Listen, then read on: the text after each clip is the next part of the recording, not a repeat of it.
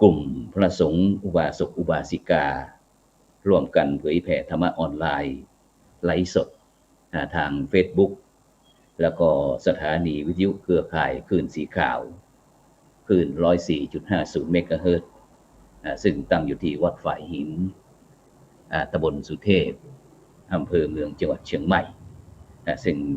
ก็เป็นประจำทุกวันพระวันธรรมสวรรณะวันแห่งการฟังธรรมวันนี้ก็เป็นวันที่16เดือนสิงหาคมปีพุทธศักราช2564แรม8ค่ำเดือน11นะดังนั้นก้าวกับผมอัตมาภาพพระครูโสพลปริยัติก็ได้นำรายการอยู่บ้านสร้างบุญตลอดพรรษาออนไลน์ซึ่งวัดพระสิงห์วรมหาวิหารร่วมกับกรมการศาสนากระทรวงวัฒนธรรมก็ได้จัดโครงการดีๆเพื่อที่จะเป็นกำลังใจเผยแผ่ธรรมะออนไลน์ไลฟ์สดทาง Facebook ให้กับบรรดาท่านผู้ฟังและก็ท่านผู้ชมที่อยู่ทางบ้านหรือว่าผู้ที่ได้รับผลกระทบจากโควิดซึ่งบรรดาท่านผู้ฟังเมื่อได้เปิดช่องของเราแล้วก็สามารถที่จะกดกระดิ่งกดติดตามกดไลค์กดแชร์เพื่อเป็นธรรมทานแชร์ไปก็ได้บุญแชร์ไปได้บุญฉะนั้นก็ขอบคุณอนุโมทนากับบรรดาท่านผู้ฟังทุกท่านซึ่งก็เป็นประจำทุกวันพระในภาคเช้านั้นตามที่บรรดาพุทธศาสนิกชนของเราก็จะรู้ว่าตอนเช้าเวลาประมาณสัก7 โมงทางอุบาสกอุบาสิกาญาติโยมก็จะพากันมาวัดมาวัดก็มีการไหว้พระหรือว่าทำกิจทางพระพุทธศาสนาไหว้พระสมาทานศีลทำบุญตักบาตร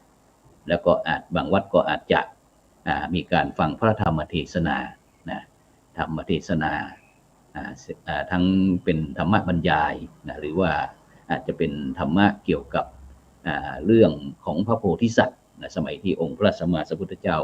ยังไม่ได้ตรัสรู้ก็หมุนเวียนว่ายแต่เกิดก็สร้างสมบุญญาบารมีตลอดที่วัดพระสิงห์วรมหาวิหารนั้นก็ตั้งแต่ภาคเช้าก็เวลาประมาณสักตี 5พระเดชพระคุณหลวงพ่อพระเทพสิงหวราจารย์ก็ได้นำบรรดาพระคณะสงฆ์พระภิกษุสามเณรวัดพระสิงห์วรมหาวิหารทำวัดในภาคเช้าแล้วก็เวลา7 โมงเช้า7 นาฬิกาก็จะมีการทำบุญตักบาตรไหว้พระสมาทานศีลทำบุญตักบาตรแล้วก็เจริญจิตตภาวนาแล้วก็ภาคสายนั้นก็เป็นเวลา9 นาฬิกาเป็นต้นไป9 นาฬิกานั้นก็จะมีการทำวัดเช้าทั้งพระสงฆ์องค์เนรทำวัดเช้าอีกรอบหนึ่งแล้วก็อุบาสกอุบาสิกา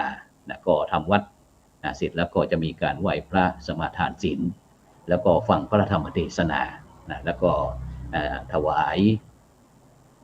ยพระทหารเพลถวายพระทหารเพลแก่บรรดาลูกพระลูกเนรวันก็ประมาณสัก100 ลูก100 ลูกเป็นประจำแล้วก็หลังจากนั้นก็ถวายพระทหารเพลแล้วก็เจริญจิตตภาวนาก็เป็นเสร็จพิธีฉะนั้นบรรดาท่าน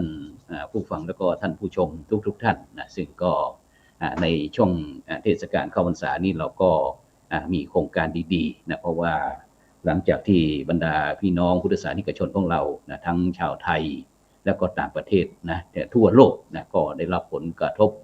โควิดกันอย่างทั่วหน้าซึ่งสิ่งเหล่านี้ก็ไม่มีใครที่อยากจะประสบพบเจอแต่ก็หนีไม่พ้นเพราะว่าบรรดาที่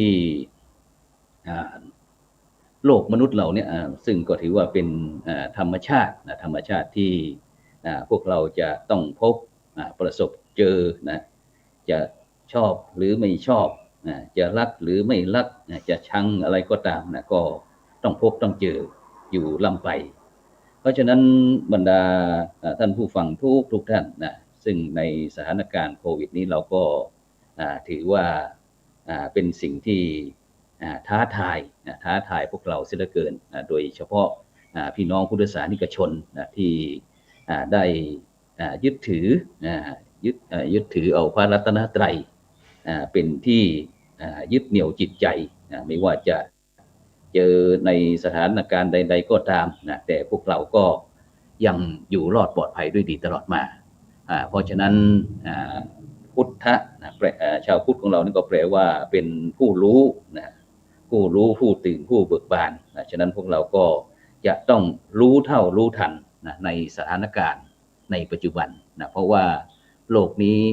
ไม่มีวันที่จะย้อนคืนกลับไปเหมือนเดิมซึ่งบางท่านบางคนก็บอกว่าอยากจะให้โลกกลับย้อนไปสัก40 ปีบางท่านบางคนก็บอกอย่างนู้นแหละสมัยต้นกรุงศรีอยุธยาบางคนก็บอกกรุงรัตนโกสินทร์แต่พวกเราคิดได้แต่ความเป็นจริงแล้วมันเป็นไปไม่ได้ฉะนั้นพวกเราก็ในฐานะที่เป็นมนุษย์คนหนึ่งมนุษย์ทุกคนไม่ว่าจะเป็นเชื้อชาติศาสนาใดก็ตามก็ต้องยอมรับความจริงเพราะว่าความจริงเป็นสิ่งไม่ตายเป็นสัจธรรมไม่ว่าจะองค์พระสัมมาสัมพุทธเจ้า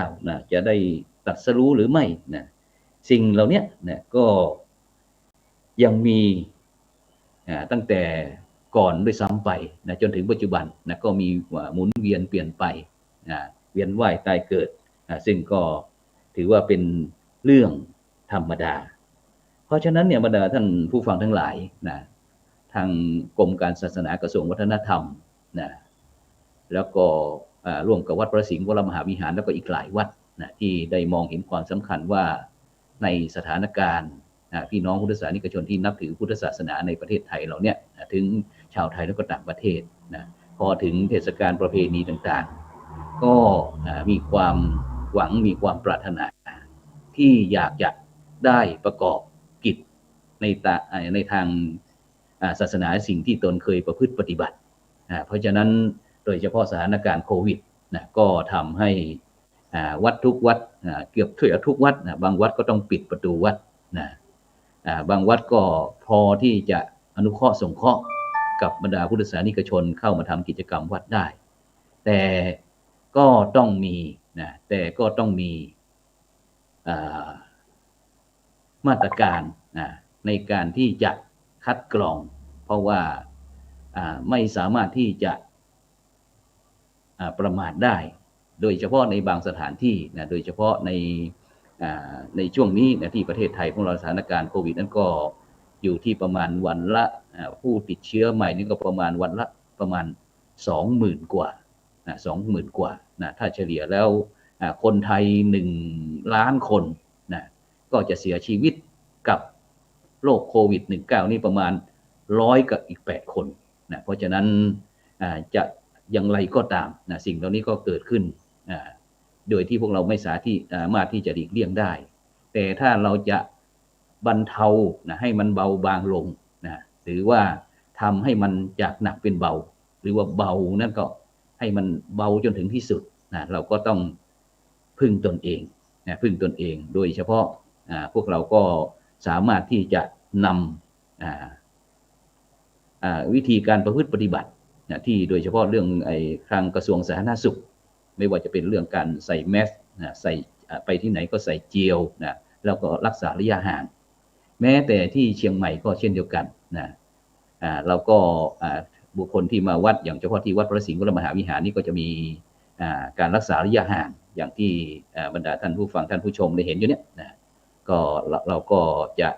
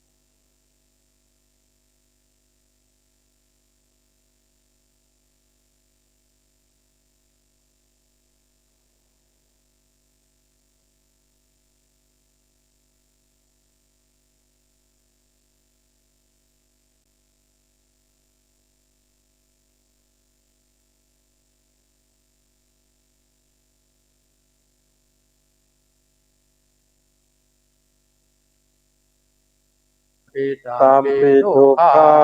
งสังคิเตนะปัจ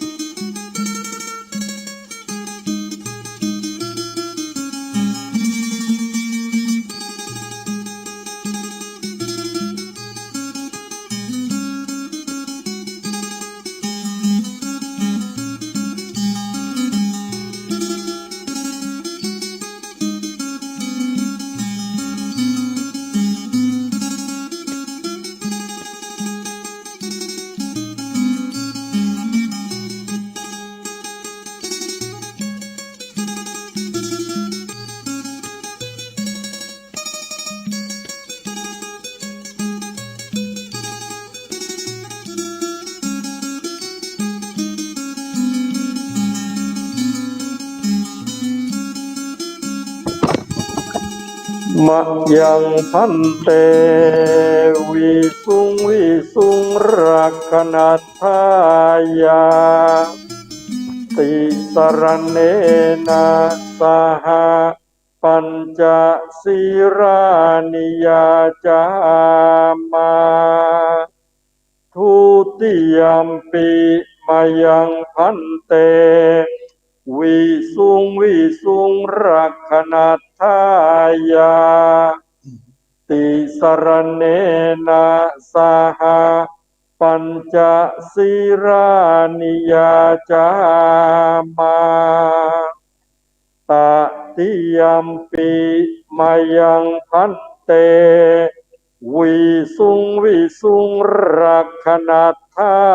ยาติสรณเนนะสหปัญจศีรานิยาจามานะโมตัสสะภะคะวะโตอะระหะโตสัมมาสัมพุทธัสสะ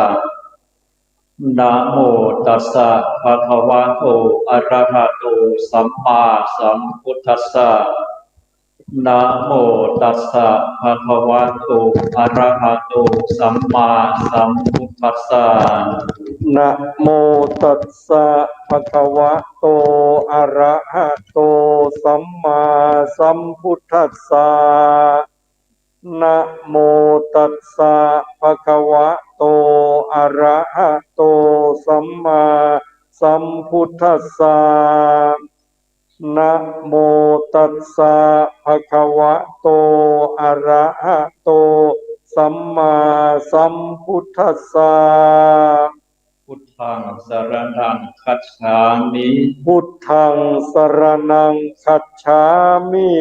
ธัมมังสรณังคัจฉามิธัมมังสรณังคัจฉามิสังฆังสรณังคัจฉามิสังฆังสรณังคัจฉามิ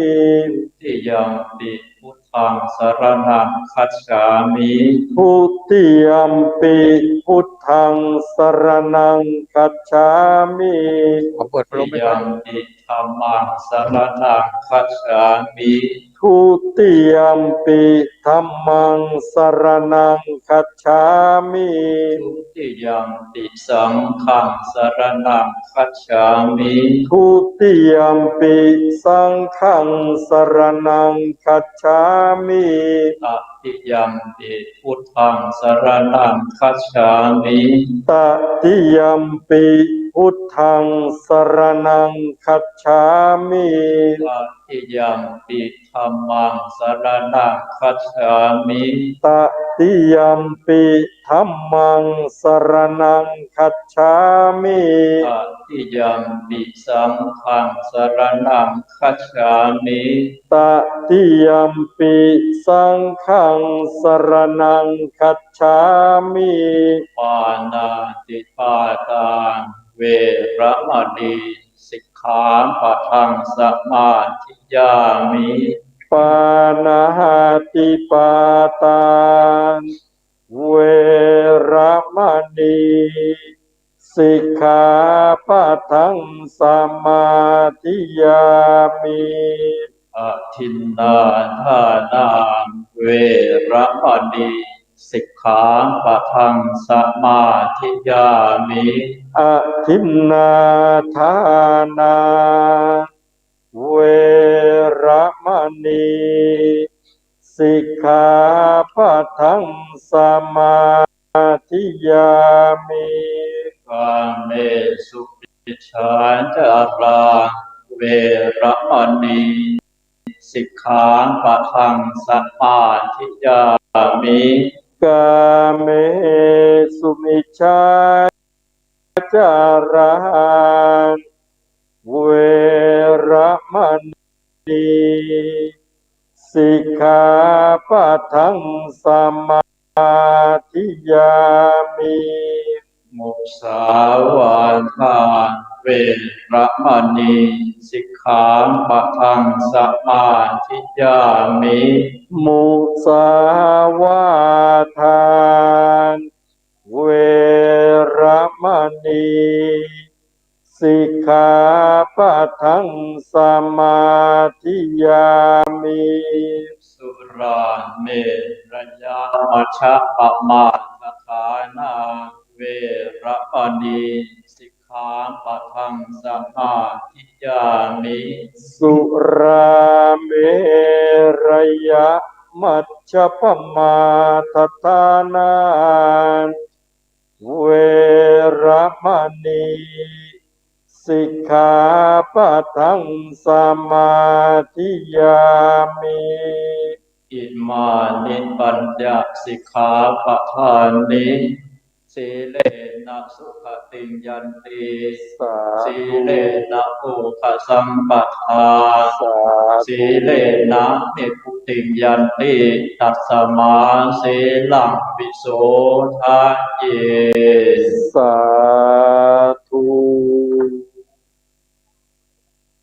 ลัมมาจโรกาธิปติสหัมปติกะอัญชรีอันทิวรังไงยาจทาสันติทะสัตตาปรชขชาติกาเทเสตุธัมมังอนุกัมปิมังปะชัง นะโมตัสสะภะคะวะโตอะระหะโตสัมมาสัมพุทธัสสะนะโมตัสสะภะคะวะโตอะระหะโตสัมมาสัมพุทธัสสะ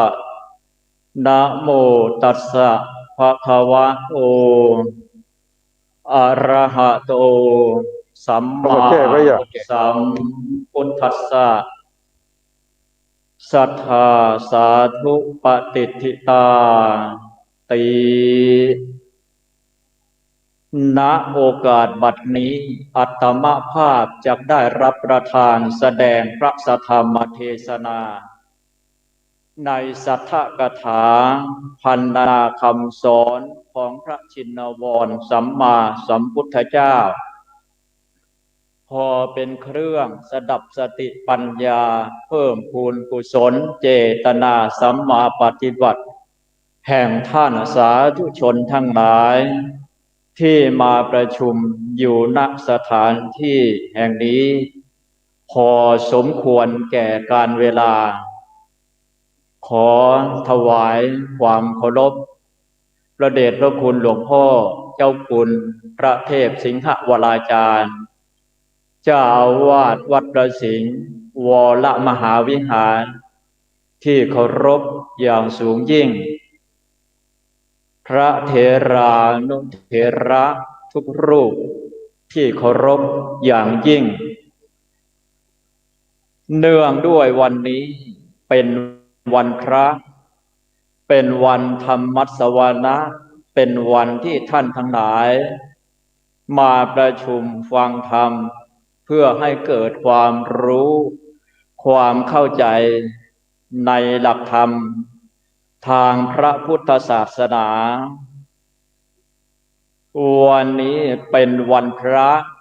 ขึ้น8 ค่ำเดือน8ถ้าทางเมืองเหนือบอกว่าตรงกับเดือน10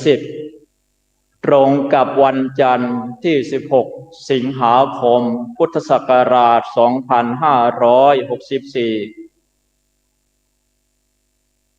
วันเช่นนี้ญาติโยมท่านสาธุชนทั้งหลายได้พากันเข้าวัดมาบำเพ็ญบุญบำเพ็ญกุศลทุกวันพระอยู่แล้วการปฏิบัติเช่นนี้เป็นการมารักษาดีเดิมมาเพิ่มดีใหม่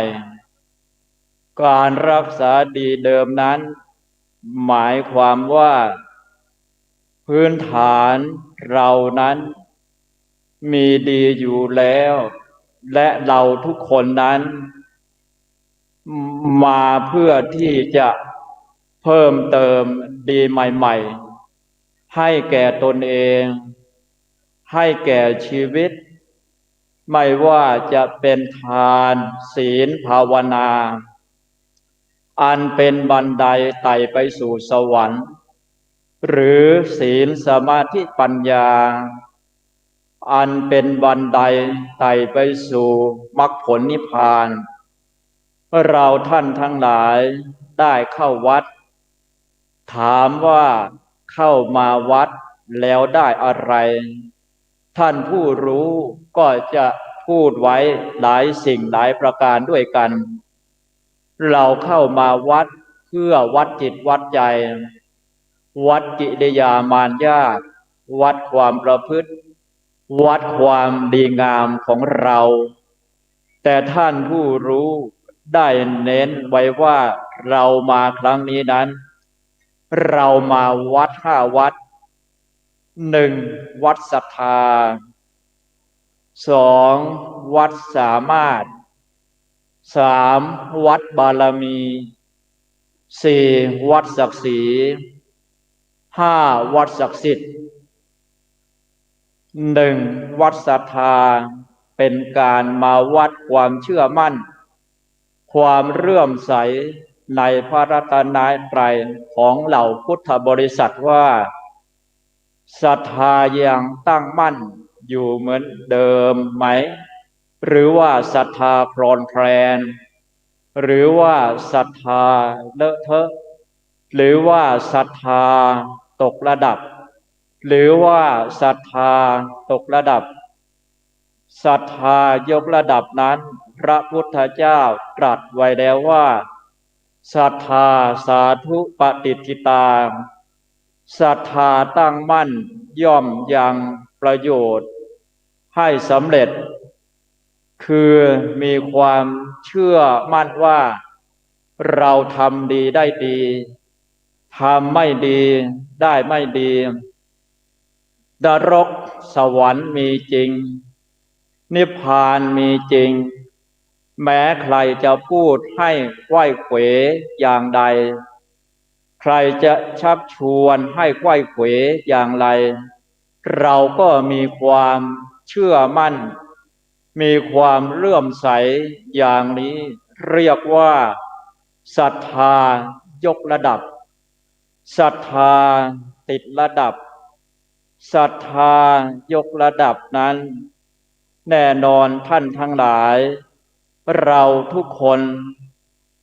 ทุกท่านเวลาเข้าวัดนั้นเรารู้ว่าเรานั้นมีศรัทธามากน้อยเพียงใดก็คือเป็นการมาเพิ่มคุณงามความดีให้เราตลอดเวลา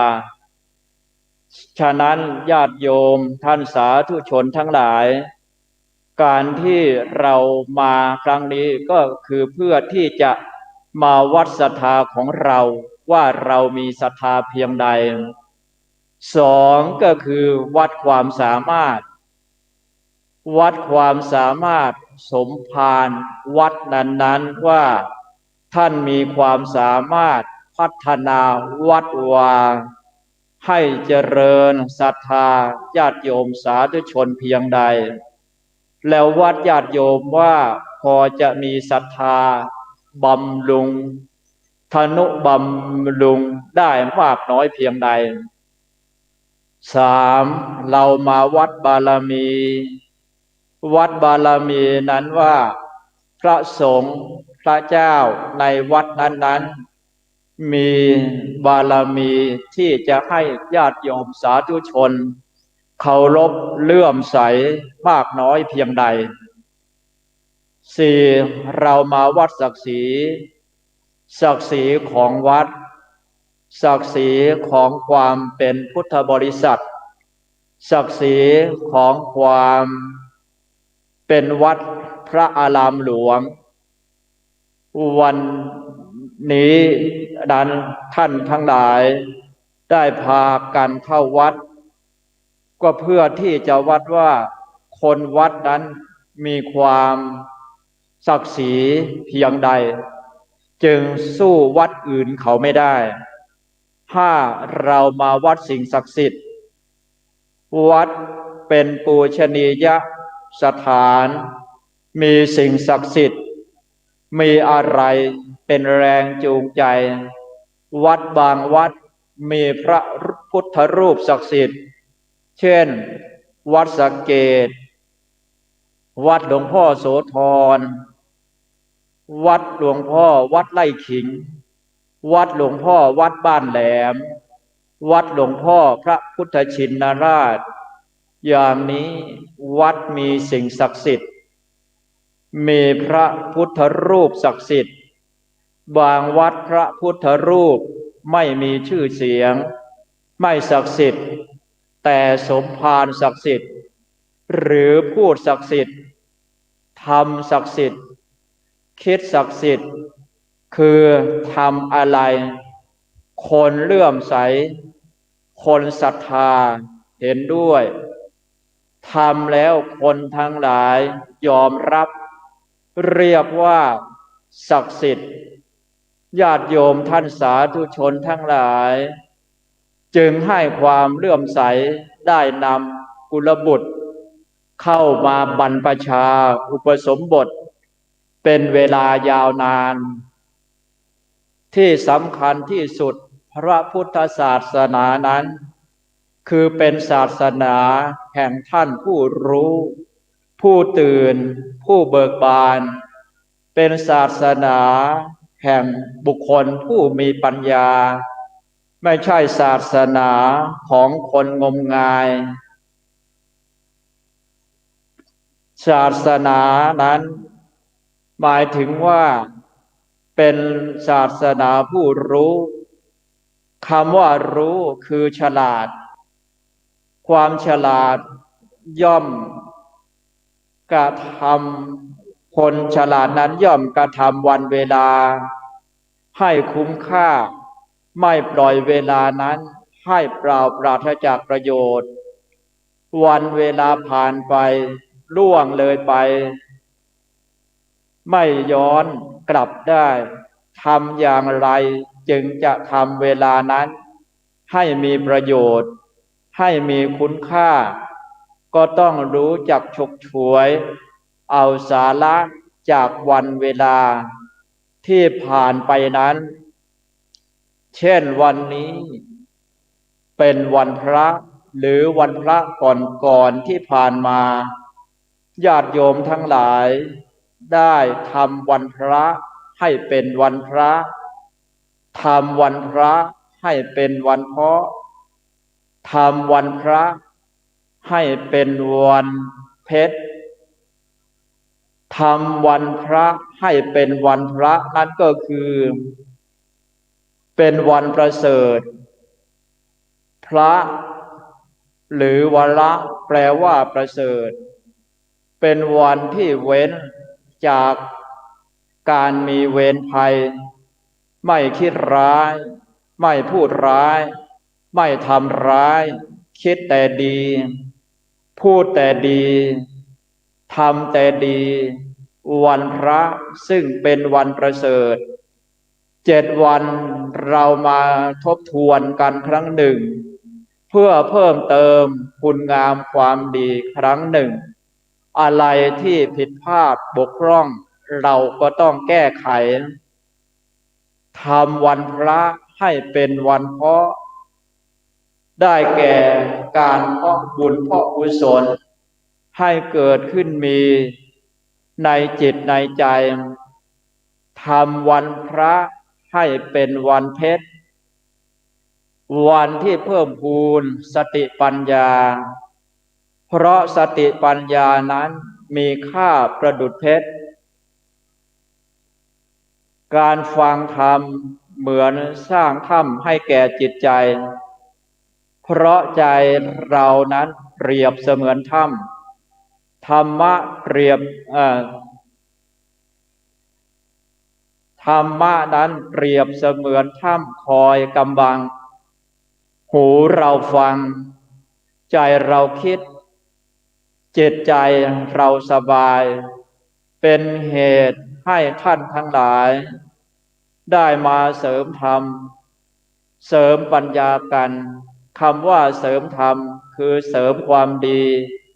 เสริมปัญญาคือเสริมความรู้ นี่เป็นวิสัยของคนฉลาดวิสัยของคนฉลาดนั้นย่อมจะไม่ทำตรงกันข้ามทำวันพระให้เป็นวันพิษทำวันพระให้เป็นวันแพ้ทำวันพระให้เป็นวันเฟ้อทำวันพระให้เป็นวันพิษคือเป็นวันแห่งเบียดเบียนเอารัดเอาเปรียบประหัตประหารซึ่งกันและกันวันเวลาก็เป็นพิษให้โทษทำวันพระให้เป็นวันแพ้แพ้ต่อกิเลสความโลภความโกรธความหลงทำให้เสียผู้เสียคนมากมายทำวันพระให้เป็นวันเฟ้อเป็นวันแห่งการโกหกหลอกลวงเฟ้อเจ้อเหลวไหลทำให้ผู้อื่นเสียทรัพย์เสียศักดิ์ศรีเสียชื่อเสียหายเรียกว่าสารพัดเสียเพราะฉะนั้นวันพระจึงเป็นวันแห่งการอธิษฐานแห่งการสมาศีลวันชำระกายวาจาใจให้บริสุทธิ์ดังที่ท่านบอกไว้ว่าสะอาดกายเจริญวัยสะอาดใจเจริญสุขการมาประพฤติปฏิบัติธรรมเช่นนี้ซึ่งเป็นการขูดขัดอัธยาศัยของเราให้ผ่องแผ้วสะอาดยิ่งขึ้นท่านทั้งหลายคนที่ฉลาดเป็นแบบอย่างในทางพระพุทธศาสนาที่เคยปฏิบัติเช่นนี้ไม่ใช่เพิ่งมีในปัจจุบันแม้ในอดีตการก็มีมาแล้วมากมายไม่ว่าจะเป็นอนาถบิณฑิกเศรษฐีไม่ว่าจะเป็นนางมหาอุบาสิกา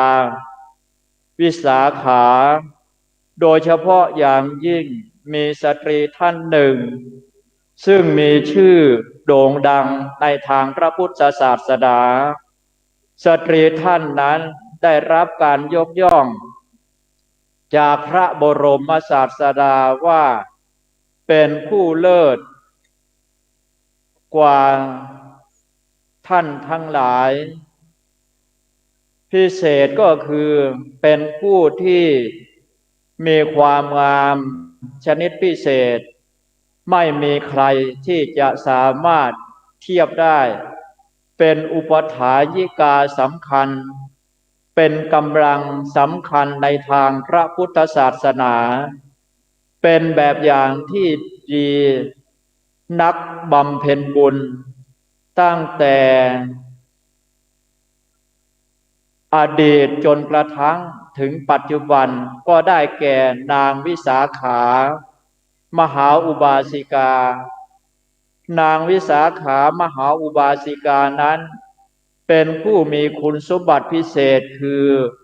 รูปสวยรวยทรัพย์ชาติตระกูลผู้ดีมีคนนับหน้าถือตาและจิตใจเป็นบุญเป็นกุศลนี่คือคุณสมบัติพิเศษเฉพาะตัวนางวิสาขานั้นที่ชื่อว่ามีคุณสมบัติพิเศษท่านเรียกว่าเป็นหญิงเบญจกัลยาณีหรือปัญจกัลยาณีปัญจหรือเบญจแปลว่าห้ากัลยาณีแปลว่างามเบญจกัลยาณีแปลว่าผู้มีความพิเศษห้าประการคือผมงามผิวงามเนื้องามกระดูกงามและวัยงามผมงามคนที่ผมงามนั้นสีผมจะดำสนิทเป็นเงางามเรียกว่าเงางามดำสนิท แล้วผมนั้นสยายเป็นเสมือนยาวปะบ่าปลายผมงอนขึ้นมาผิวงามที่เรียกว่าผุดผ่องดังยองใยขาวนวลไม่มีกระวรรณะผ่องใสงามตามธรรมชาติเนื้องามเรียกว่าเนื้อนวลเนื้อเนียนเนื้อนิ่มได้แก่เนื้อไม่หยาบริมฝีปากสวยงามสีชมพูเวลายิ้มมองเห็นเหงือกแดงเหงือกไม่ดำริมฝีปากไม่ดำแดงออกสีชมพูกระดูกงามคำว่ากระดูกงามหมายถึงฟันของนางวิสาขานั้นเป็นฟันเรียบเรียงเป็นระเบียบสีขาวเหมือนไข่มุกฟันเรียงสม่ำเสมอเป็นระเบียบไม่เกเรียบร้อยสวยงามวัยงามนางวิสาขานั้นได้ชื่อว่าผู้มีวัยงามท่านอุปมาว่าเหมือนกับบุคคลบางคนที่ผ่านการอุ้มครรภ์มาแล้ว10 ครั้งก็ยังเหมือนคนที่ผ่านการคลอดบุตรมาครั้งเดียวสวดทรงองค์เอวไม่เสียได้แก่ไม่โทรมแต่ที่สวยงามยิ่งกว่านั้นคือนางวิสาขานั้นงามทั้งภายนอกงามทั้งภายในอุดมด้วยทรัพย์สมบัติเป็นคนที่มีจิตใจงามและมารยาทงามที่ใจงามนั้นเพราะเป็นผู้ที่เป็นคนใจบุญใจกุศลได้ชื่อว่าเป็นผู้ที่ไม่เคยมีมือเปล่าเข้าวัดคือเวลาเช้าก็จะมีวัตถุสิ่งของติดไม้ติดมือไปถวายพระสงฆ์ที่วัดเป็นประจำแสดงให้เห็นว่าความเป็นผู้ใจบุญใจกุศลเลื่อมใสศรัทธาต่อพระเจ้าพระสงฆ์และพระรัตนตรัยเป็นอย่างมากมีมารยาทงามเป็นกุลสตรีที่เพียบพร้อมกว่ากุลสตรีทั้งหลายจะเดินก็งามจะนั่งก็งามเวลาฟ้าฝนตกคนอื่นวิ่งกลัวจะเปียกฝนส่วนนางวิสาขาค่อยๆเดินไปเดินละเมียดละไมที่เรียกว่าละไมพร้อมละม่อมพลิ้งกิริยามารยาทสมเป็นกุลสตรีเพราะฉะนั้นนางวิสาขาจึงได้เอตทัคคะแปลว่าได้รับยกย่องเป็นผู้เลิศกว่าคนทั้งหลายว่าเป็นอุบาสิกาคืออุปาสิกาผู้ยิ่งใหญ่ผู้ใจบุญเป็นยอดแห่งอุปถายิกา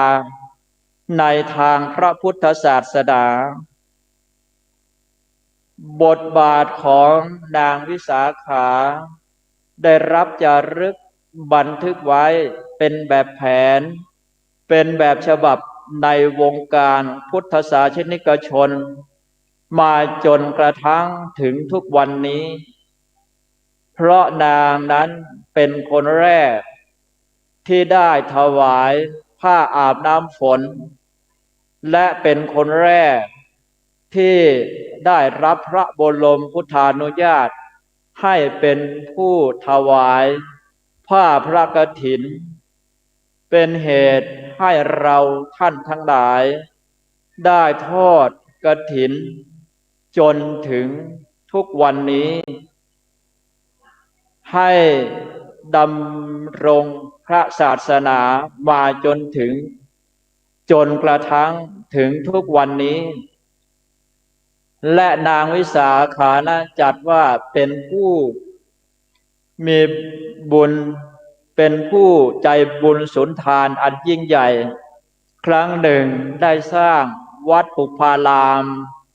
ถวายแก่พระสัมมาสัมพุทธเจ้าถวายเป็นสมบัติแก่พระศาสนาเป็นเครื่องบูชาพระพุทธเจ้านี่คือความดีความงามเป็นเลิศของนางวิสาขาผู้มีศรัทธาในทางพระพุทธศาสนาสมดังอุเทศที่ได้ยกขึ้นเป็นเบื้องต้นนั้นว่าศรัทธาสาธุปฏิทิตาความตั้งมั่นแล้วย่อมยังประโยชน์ให้สำเร็จทำความดีไว้ได้ความดีทำความชั่วไว้ได้ความชั่วเทศนาวสาเนในที่สุดแห่งพระสัทธรรมเทศนานี้ขออำนาจคุณพระรัตนตรัยคุณพระพุทธคุณพระธรรมคุณพระสงฆ์และอำนาจบุญกุศลทั้งหลายที่ญาติโยมสาธุชนทั้งหลายได้ประพฤติปฏิบัติมาแล้วจงเป็นภลวะปัจจัยอำนวยผลให้ท่านทั้งหลายจงเจริญไปด้วยจตุรพิธพรชัยทั้งสี่ประการคืออายุวันนะสุขภละปฏิภาณธนสารสมบัติธรรมสารสมบัติจงทุกประการรับประทานแสดงพระสัทธรรมเทศนามาก็เห็นว่าพอสมควรแก่เวลาจึงขอยุติพระสัทธรรมเทศนาลงคงไว้แต่เพียงเท่านี้เอวังก็มีด้วยประการฉนี้สาธุสาธุสาธุ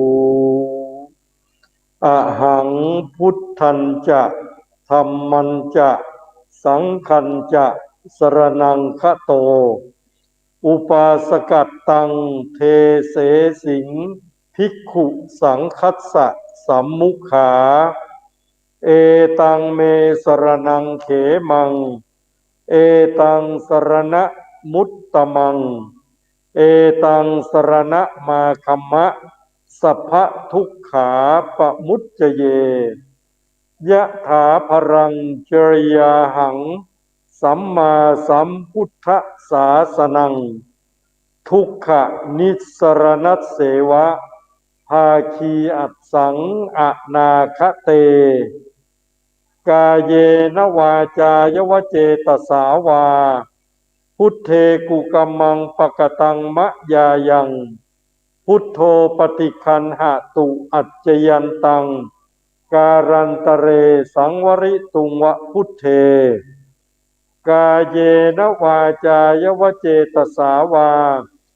ธัมเมกุกัมมังปกตังมะยายังธัมโมปฏิคันหะตุอัจจยันตังการันตเรสังวริตุงวะธัมเมกาเยนวาจายวเจตสาวาสังเคกุกัมมังปกตังมะยายังสังโฆปฏิคันหะตุอัจจยันตังกาลันตเรสังวริตุงวะสังเคศรัทธาสาธุชนทุกท่านได้สดับพระธรรมเทศนาซึ่งโปรดเมตตาแสดงโดยท่านพระครูประหลัดเดชกิตติสัทโธผู้ช่วยเจ้าอาวาสวัดพระสิงห์วรมหาวิหารจบลงเป็นที่เรียบร้อยแล้วนะครับลำดับต่อไปนี้ขอเชิญทุกท่านที่ได้จัดเตรียมจตุปัจจัยทายธรรมถวายบูชากันเทศได้น้อมนำออกมาถวายด้วยตัวของท่านเองขอเชิญทุกท่านเลยครับขอเชิญคุณแม่ทัศนี ถวายปัจจัยในนามของญาติโยมศรัทธายกผ่านไปเลยครับนำไปเลยครับแม่ทัศนียาวังพฤกษ์คุณครูธัญญาทองอิ่ม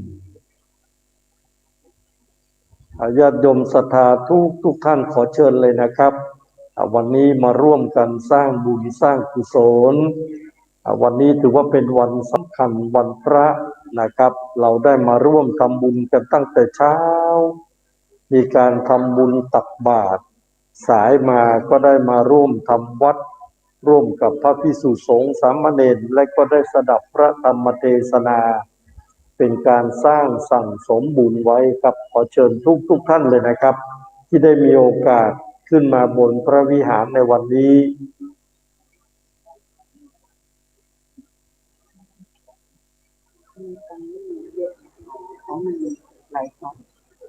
ชมเพราะว่าที่เขาใส่มาเพิ่มและที่ปักนั่นด้วย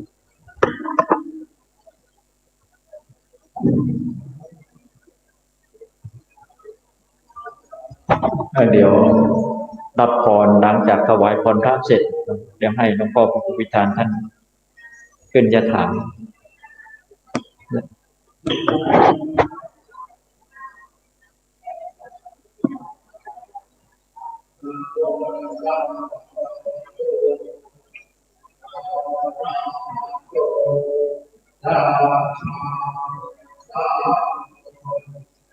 ตัสสะนะโมตัสสะภะคะวะโตอะระหะโตสัมมาสัมพุทธัสสะนะโมตัสสะภะคะวะโตอะระหะโตสัมมาสัมพุทธัสสะอิโสภะคะวะอะระหังสัมมาสัมพุทโธวิชาจารณะสัมปันโนสุขโตโลกวิทูอนุตตโรปุริสธรรมมาสารติสัทธาเทวมนุษย์สานังพุทโธภะคะวะติสวาคาโตภะคะวะตาธัมโมสันติติโกอาการิโกเอหิปัสสิโกโอปนัยโกปัจจตังเวทิตาโพวินโยเอติสุปฏิปันโนภะคะวะโต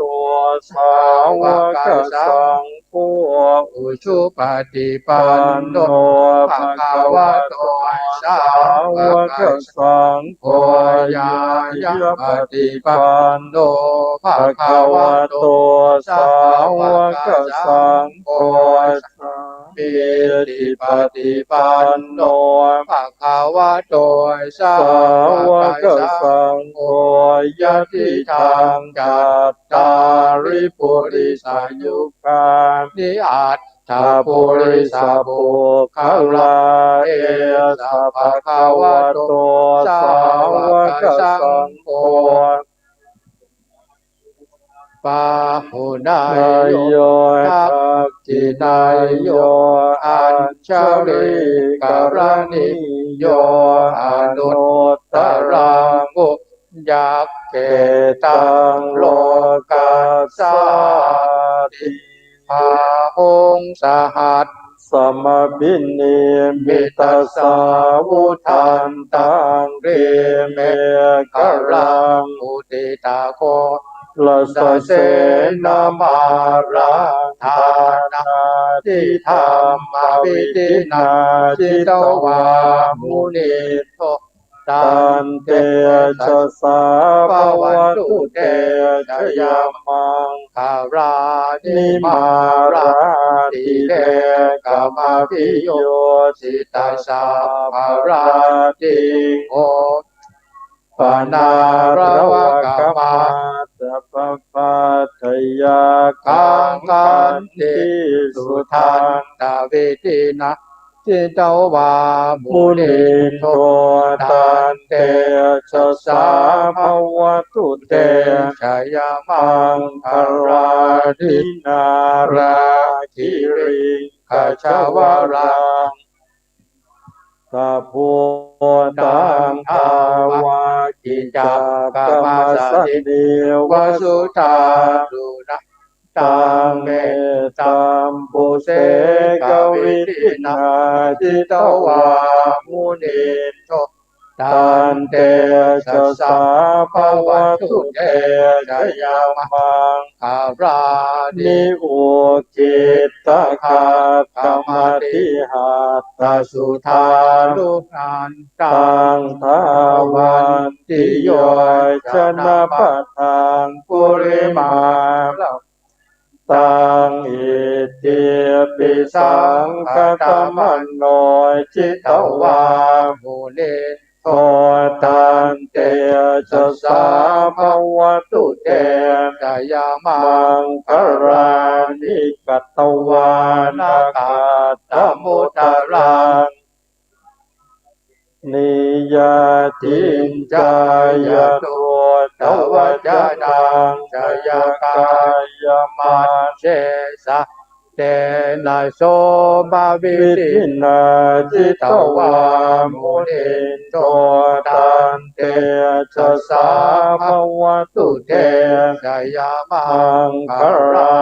นิสัจจังวิหาย ย ม มาติสะ สัจจกวาทะเกตุงวาตาพิโร มาดังอ อ ติ ติ อั อั น นทพุตังปัญญาปฏิปัจจริโต จิตวา มุนินโทตันเตชะสาภวตุเต ชยามัง คลานินันโท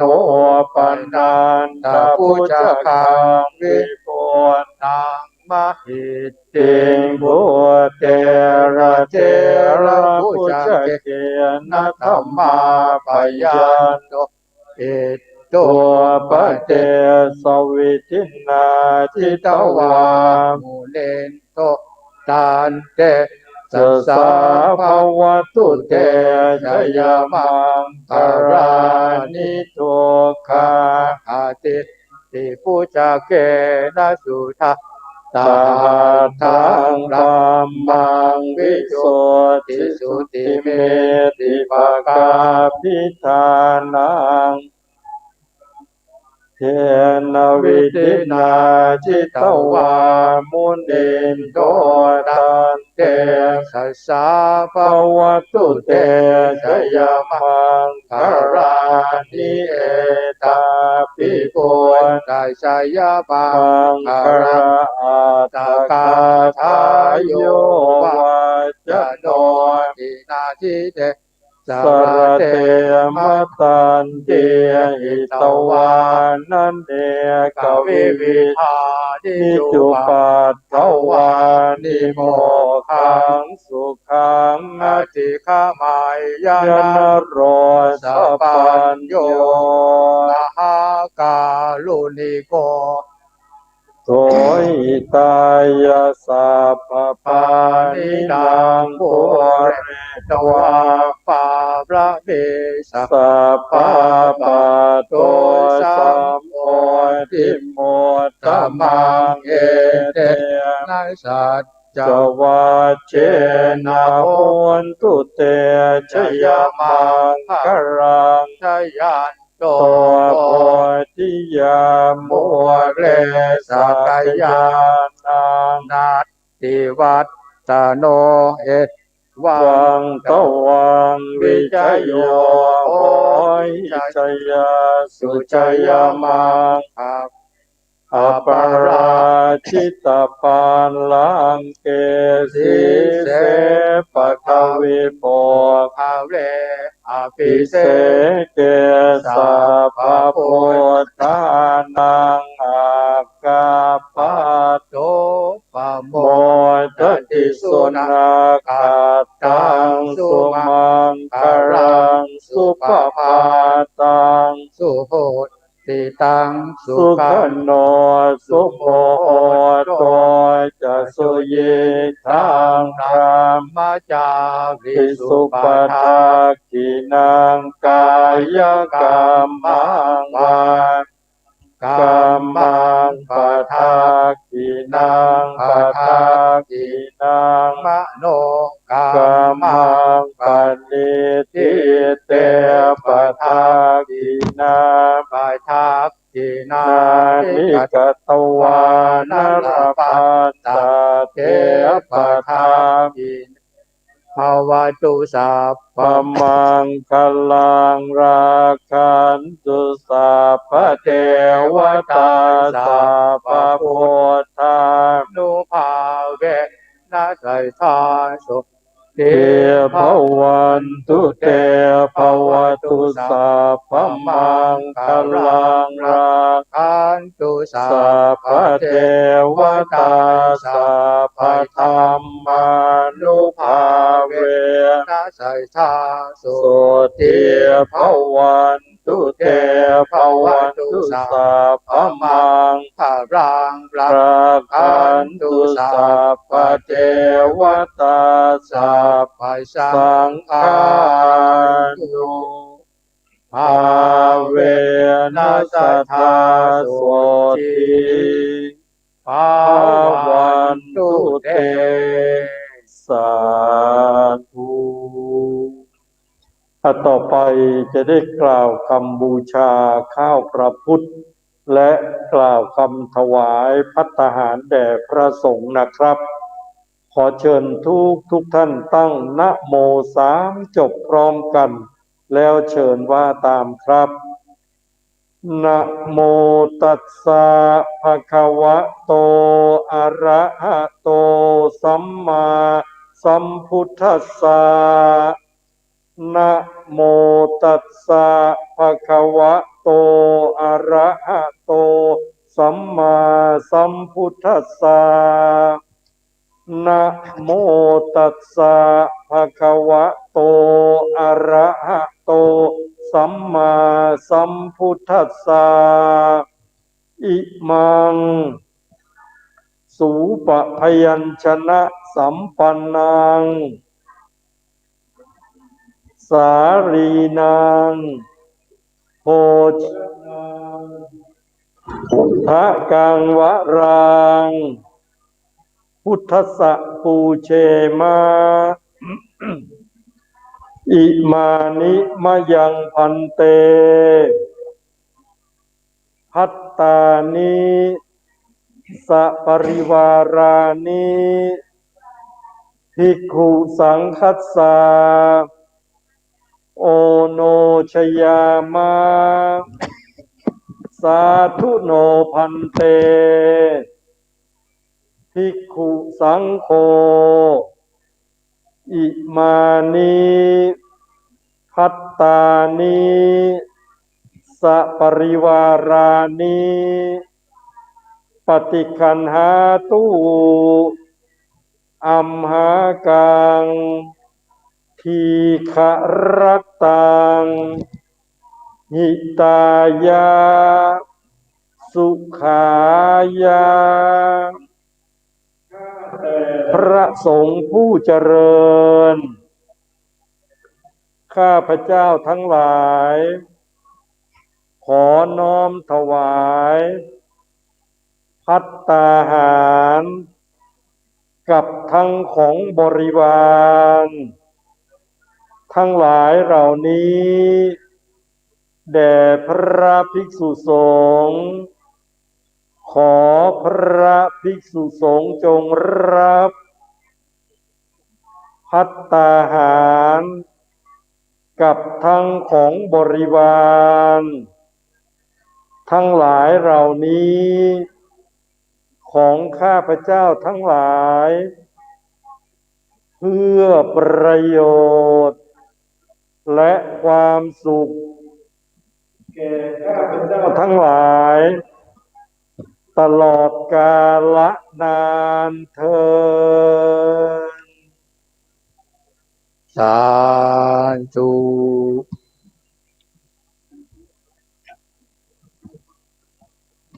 ยะถาวาริวหาปุราปาริปุเรนติสาคลังเอวะเมวะอิโตทินังเปตานังอุปกัปปติอิชิตังไปตังตุมหังคิปะเมวะจะมีจตุสัพเพเปลนตุสังกปาจันโทปนลโสยะถามณิโชติลโสยะถาเววาจันตุสัพพะโลกวินาศสันตุมาเตภวะวันตารายโยสุขิติขายุโกภาวะสัมเพียรติโยวิวัชชันตุสัพพะโลกวินัสสันตุมาเตภวะวันตารายโยสุขิติขายุโกภาวะสัพเพวิวัชชันตุสัพพะโลกวินัสสันตุมาเตภวะวันตารายโยสุขิติขายุโกภาวะอภิวาทนาสิริสเนจังพุทธาปัจจายิจัตตาโลธรรมวัฏชันติอายุวันโนสุขังภา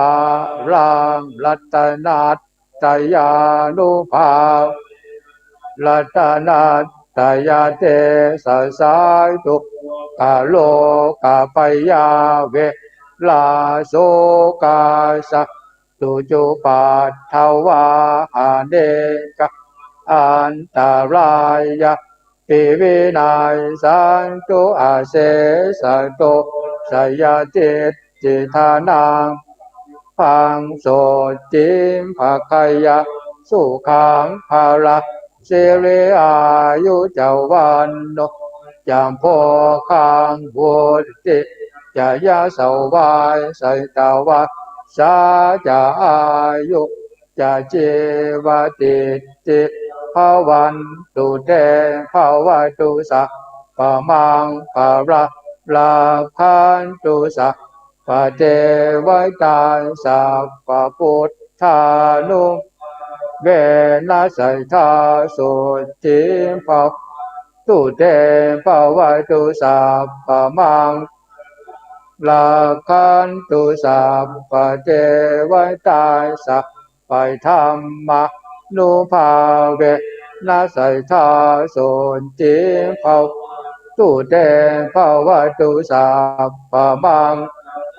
ลาภันตุสัพพเทว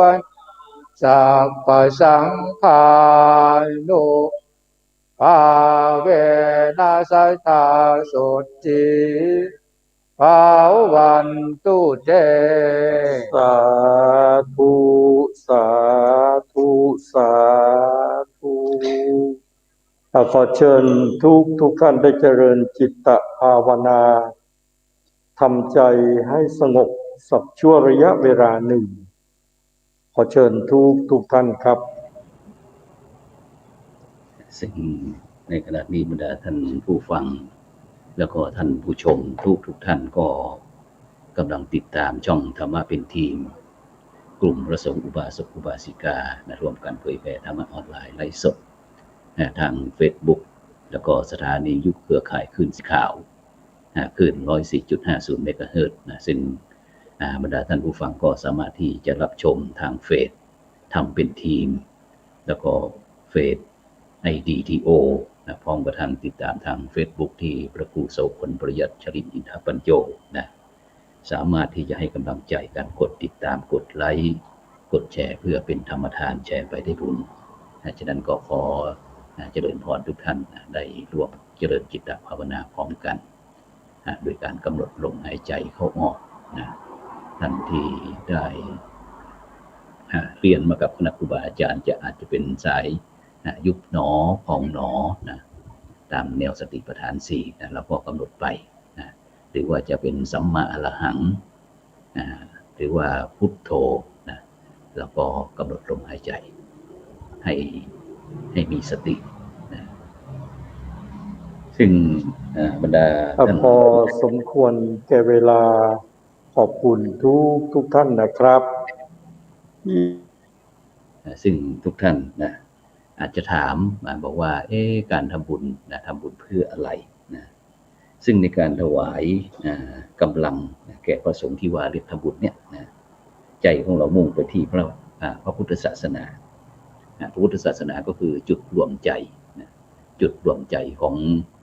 พวกเรานะที่จะได้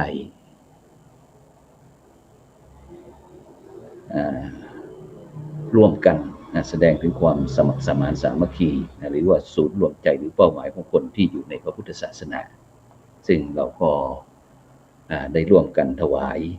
ทานแก่พระสงฆ์เพื่อที่จะให้ท่านนั้นมีกำลังและก็ท่านจะได้ไปทำงานเผยแผ่พระพุทธศาสนาต่อไปเพราะฉะนั้นงานด้านพระพุทธศาสนาเราเรียกว่าศาสนกิจศาสนกิจแปลว่าแปลง่ายๆก็คือกิจในทางพระพุทธศาสนางานทางพระพุทธศาสนาหรือว่าเรียกศาสนกิจนั้นโดยทั่วไปนี่ก็มี3ประการแล้วก็คือ1การเล่าเรียนคำสั่งสอนของพระพุทธเจ้า2การปฏิบัติตามคำสั่งสอนของพระพุทธเจ้าก็คือการเอาคำสอนมาใช้มาลงมือทำมาลงมือปฏิบัติจนให้เกิดผลจริงอย่างที่ในยุคสมัยปัจจุบันเนี่ยบรรดาท่านผู้ฟังทั้งหลายในสถานการณ์โควิด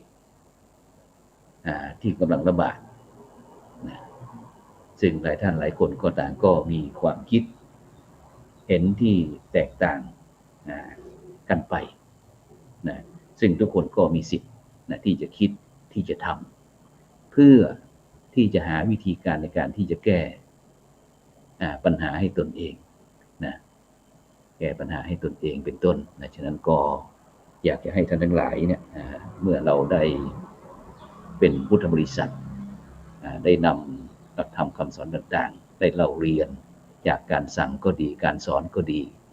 การประพฤติปฏิบัติเราก็นำมาประยุกต์ใช้ในสถานการณ์ปัจจุบันนี้นะให้เกิดผลอย่างจริงว่าทำอย่างไรเราถึงจะมีความสุขในยุคสมัยปัจจุบันนี้นะแล้วก็3ข้อที่3ก็คือการนำคำสั่งสอนของพระพุทธเจ้าไปเผยแผ่สั่งสอนก็คือเมื่อตนเองเรียนรู้แล้วก็ปฏิบัติได้แล้วก็เอาไปแจกจ่ายเอาไปสั่งเอาไปสอนให้ประชาชนพุทธบริษัทและก็นำไปปฏิบัติตาม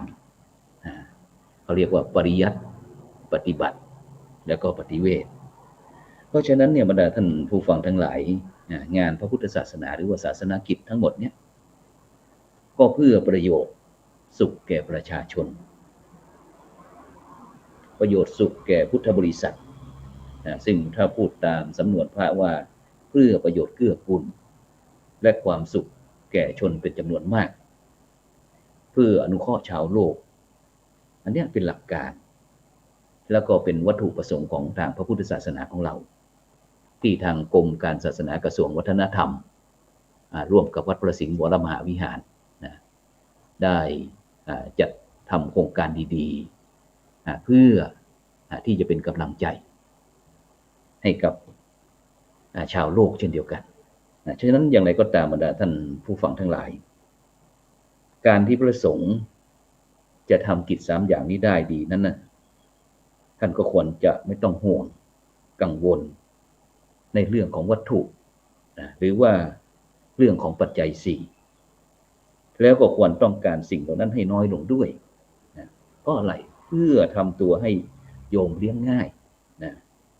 ซึ่งความเป็นอยู่ของพระสงฆ์สามเณรนั้นก็ต้องอาศัยพุทธบริษัทไม่ว่าจะเป็นเรื่องอาหารการฉันที่อยู่ที่อาศัยยารักษาโรคอะไรต่างๆนะก็พุทธบริษัทก็เป็นผู้ที่ทนุบำรุงอย่างที่ท่านทั้งหลาย พุทธศาสนิกชนทั้งชาวไทยและต่างประเทศนะได้ประพฤติปฏิบัติกันมาด้วยดีตลอดมาอย่างวันนี้บางท่านบางคนก็ไม่มีโอกาสไปวัด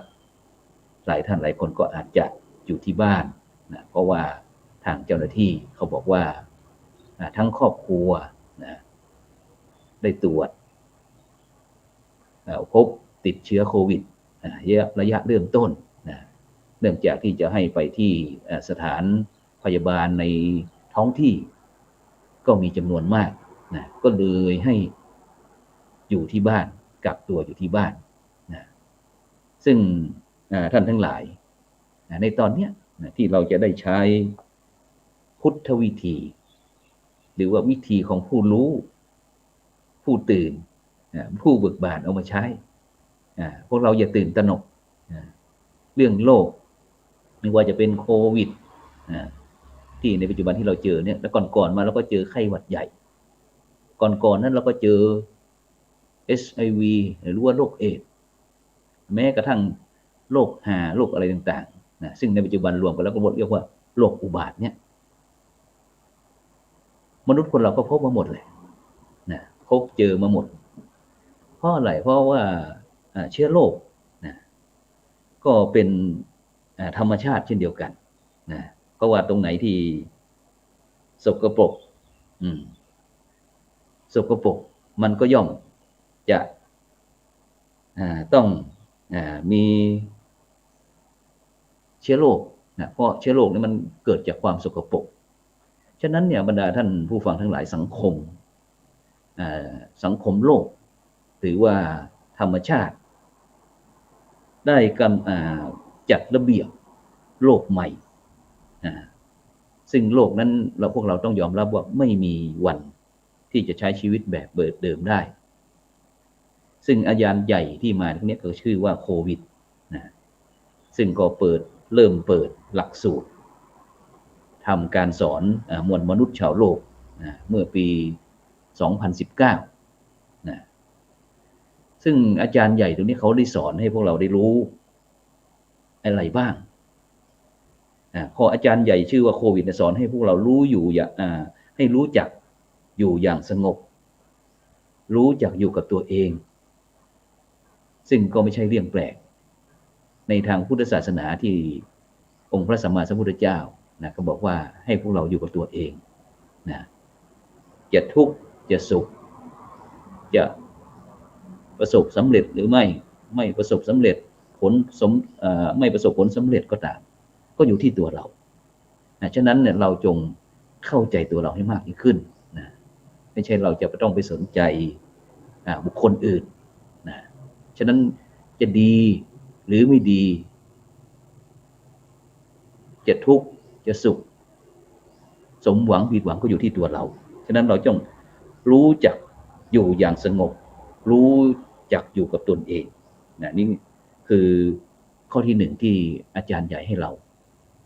ส่วนอาจารย์ใหญ่ชื่อว่าโควิดให้เราข้อที่สองก็คือสอนให้มนุษย์คนเราเนี่ยหรือว่าสัตว์ต่างๆเนี่ยให้สะอาดไม่มักง่ายให้สะอาดไม่ว่าจะเป็นที่หลับที่นอนที่อยู่ที่อาศัยที่กินที่เที่ยวที่อะไรต่างๆเนี่ยนะจะต้องสะอาดนะแล้วก็อย่ามักง่ายโดยเฉพาะนะเรื่องสิ่งที่ส่วนเกินจากเรานะไม่ช่วยว่าแรกๆนั้นเห็นเขาซื้อนู่นซื้อนี่ก็อยากจะซื้อมาสั่งสมกักตุนไว้ซื้อแล้วก็อัดตู้เย็นไว้จนเน่าเปื่อยจนเสียหายหมดเสร็จแล้วก็เอาไปทิ้งเอาไปทิ้งไม่ใช่ไปทิ้งที่เรานะเอาไปทิ้งอาจจะถนนข้างถนนหนทางบ้างลงลำคลองแม่น้ำลำคลองบ้างหรือว่าโยนข้ามกำแพงไปบ้างก็สิ่งเหล่านี้ก็จะทำให้เกิดเชื้อโรคนะฉะนั้นเราต้องรู้จักให้เป็นผู้ที่มีความสะอาดภายนอกยังไม่พอต้องสะอาดภายในด้วยนะอย่ามักง่ายนะส่วนข้อที่สามว่าสอนให้พวกเราเนี่ยอยู่บ้านนะสอนให้อยู่บ้านอย่าไปไหนนะที่บ้านเราเนี่ยปลอดภัยที่สุดแล้วไม่เที่ยวกลางคืนไม่เล่นการพนันไม่ เสพสิ่งเสพติดยาเครื่องดองของเมาต่างๆนะซึ่งบุคคลหวังดีแต่ประสงค์ร้ายกับพวกเราเนี่ยบอกว่าถ้าอยากมีความสุขให้ไปเที่ยวให้ไปเล่นให้ไปกินแต่ความจริงเขาเป็นผู้หวังดีประสงค์ร้ายเพราะว่าหลังจากที่เราได้เสพสิ่งเหล่านี้ไม่ว่าจะเป็นการมีความสุขจากการเที่ยวกลางคืนการเล่นพนันหรือว่าการกินการเสพสุราเมลัยต่างๆแต่พอสิ่งเหล่านี้หมดหรือว่าหมดฤทธิ์ไปเราก็ต้องกลับมาอยู่กับตัวเองเราอีกยังไม่พออาจภาระหนี้สินต่างๆก็จะเพิ่มขึ้นมาอย่างนี้เป็นต้นเนี่ยนี่โควิดสอนให้พวกเราแล้วโควิดยังสอนว่าอย่าโกหกนะไปไหนมาอยู่ที่ไหนอยู่กับใครทำอะไรบ้างเวลานั้นเวลานี้วันนั้นวันนี้ต้องบอกให้หมดเนี่ยโควิดสอนว่าอย่าโกหกถ้าโกหกอย่าไปตรงนั้นเราจะสังเกตเวลาเกิดคัตเตอร์ต่างๆคนนั้นติดคัตเตอร์ติดตรงนั้นตรงนี้ไปที่ไหนบ้างอะไรต่างๆทางเจ้าหน้าที่ก็จะตามไปทุกหนทุกแห่งว่าเขาไปสามารถที่จะทำให้บุคคลอื่นได้รับผลกระทบข้างเคียงหรือไม่ถ้ามีก็ต้องเอามาทั้งหมดแหละจากสมมุติว่าไปที่ห้างน้นห้างนี้ไปที่นั่นที่นี่มีคนได้มีโอกาสสัมผัสใกล้ชิดเท่าไหร่ต้องขยายเข้าไปนะฉะนั้นภาครัฐจึงบอกว่าให้อยู่กับบ้านนะสอนว่าอย่าโกหกนะไปที่ไหนไปไหนมาอยู่กับใครทำอะไรบ้างเวลานั้นวันนี้ต้องบอกให้หมดนะแล้วก็โควิดยังสอนให้พวกเราให้รู้จักออกกำลังกายกำลังกายให้เป็นประจำนะบอกว่าอาทิตย์หนึ่งยังไม่มีก็ต้องถ้าเป็นผู้ที่ยังไม่สูงวัยก็อาจจะเล่นกีฬาตามประเภทต่างๆแต่ถ้าเป็นผู้สูงอายุก็อาจจะถ้าเดินก็ได้หรือว่าแกว่งแขวนนับเข้าไปหรือว่าจะนั่งสมาธิเจริญจิตภาวนาอย่างนี้เป็นต้นแล้วก็โควิดสอนให้รู้ว่าปอดเป็นอวัยวะสำคัญถ้าปอดพังอวัยวะอื่นก็อยู่ไม่ได้นะฉะนั้นทุกวันนี้เราจะเห็นว่าผู้ป่วยต่างๆเนี่ยจะร้องขอเครื่องช่วยหายใจเครื่องฟอกอากาศอย่างเมื่อเช้านี้ได้มีโอกาสขอเอ่ยชื่อนิดหนึ่งทางช่อง3เรื่องเล่าเช้านี้คุณสุรยุทธ์สุธนจินดากับทีมงานเขาก็ได้เปิดโครงการที่จะช่วยเหลือผู้ที่รับผลกระทบโควิดแล้วก็อีกหลายโครงการทั้งหน่วยภาครัฐภาคเอกชนต่างๆโดยเฉพาะกลุ่มเส้นได้ต่างๆที่หน่วยงานทางรัฐมีภารกิจนักไม่สามารถที่จะเข้าไปพื้นที่ได้ก็มีกลุ่มเส้นได้บ้างกลุ่มจิตอาสาบ้างแม้กระทั่งกลุ่มจิตอาสาสมัครกู้ภัยต่างๆก็เข้าไปช่วยกันเข้าไปช่วยกันฉะนั้นก็เนี่ยเป็นวิกฤตเป็นโอกาสที่พวกเราจะได้กลับมาดูกันเนี่ยคนเราจะรู้ว่าใครรักกันจริงและไม่รักกันจริงไม่ใช่ว่ามีแต่จะแก้ผ้าเอาหน้ารอดไปวันอย่างเมื่อเช้านี้กระทรวงยุติธรรมก็ได้พูดถึงเรื่องเกี่ยวกับฟ้าทลายโจรฟ้าทลายโจรที่ทางภูมิปัญญาท้องถิ่นภูมิปัญญาไทยของเราเนี่ยสมุนไพรถือว่าเป็นสุดยอดที่สามารถรักษาได้แต่ทำไมก็แปลกเหมือนกันว่าทำไมมีแต่คนที่พยายามจะปิดเรื่องความวิเศษของสมุนไพรเหล่านี้ทั้งที่สมุนไพรของไทยเราเนี่ยมีคุณค่ามหาศาลซึ่งชาวต่างชาติก็พยายามแอบมาจดลิขสิทธิ์บ้างแต่คนไทยเราทำไม ถามย้อนกลับว่าทำไมทำไมจะต้องปกปิดมันดีอย่างไรไม่ดีอย่างไรนะเรามาพูดกันตรงความเป็นจริงว่ามันถ้าเราเป็นประโยชน์เราจะใช้แบบไหน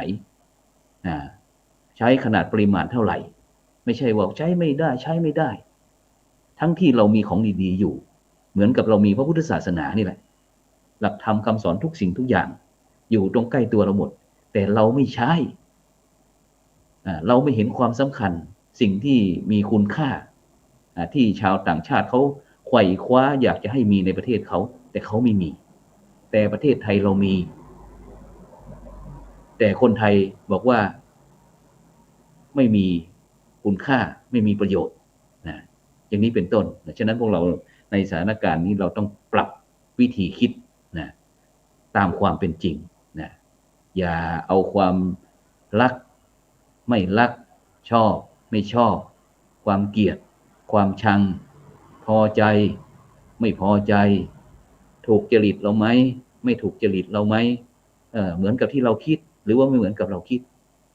ชนี้เป็นต้นฉะนั้นเราก็ต้องวางใจเป็นกลางในฐานะที่เป็นพุทธบริษัทอุบาสกอุบาสิกาซึ่งเราก็มีอะไรล่ะ